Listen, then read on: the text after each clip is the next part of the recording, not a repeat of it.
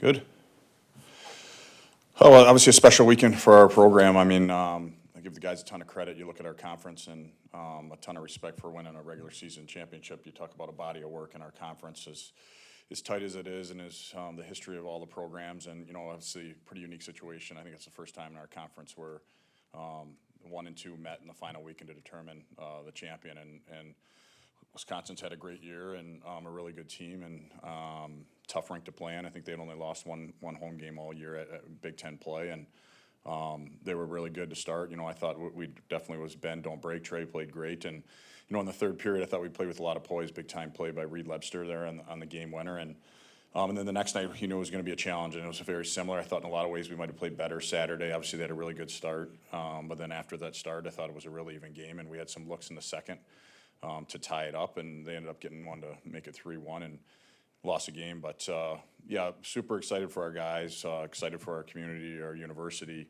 our alumni. I mean, it's a special weekend, but we still got hockey to play here, and so we got a bye here now. So not playing this weekend. Guys are lifting now, and we'll get on the ice tomorrow. Practice, through Saturday. Give them Sunday off, and then get ready for the weekend. Coach, you hear other coaches say they give their team the 24-hour rule after like a big win, and I know you had the Saturday game afterwards, but what's your stance on that, knowing what might be still ahead? Was it a 24-hour rule? Or I don't think I'm not into. We don't have like rules on it. I think our guys. I want them to do it, and understand that hey, we won the game, but we want to keep getting better, and I think the guys have bought into that.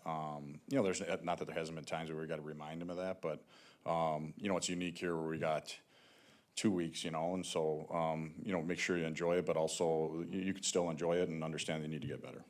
And the importance of Alan Haller being there, obviously. Yeah. Just talk about that a little bit. The hugging on the ice. Yeah. Alan and Jen, we're both there, and I think the support we get, we make sure we share that with our guys.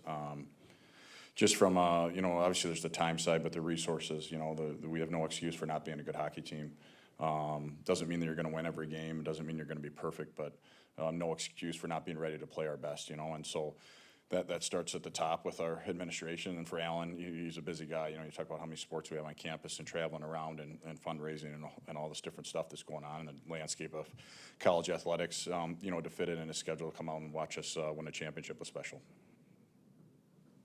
Will you just talk about the depth of the four lines and how that gives you such flexibility because, on Friday night it was your all-senior line and, the fourth line stepped up against Michigan and kind of that, how does that give you confidence as you guys go forward into the postseason? Yeah, we've talked about it all season. It's part of our job as a coaching staff is make sure we have depth in our lineup, and fortunate we have it, and we got some guys that not in the lineup that are good hockey players, but yeah, we're in our conference, I think especially when you talk about we only have one TV timeout, so just the ability to roll four lines as long as everyone's going. We have a ton of depth, and I think that's been a strength of ours. And I think that's good when you start talking about getting into playoff hockey and NCAA hockey. The positives of having pretty much two off weeks. You had it late in the season, and now you have it here. The positives of having the week off. I'm not sure there are. I think it just depends if you're healthy.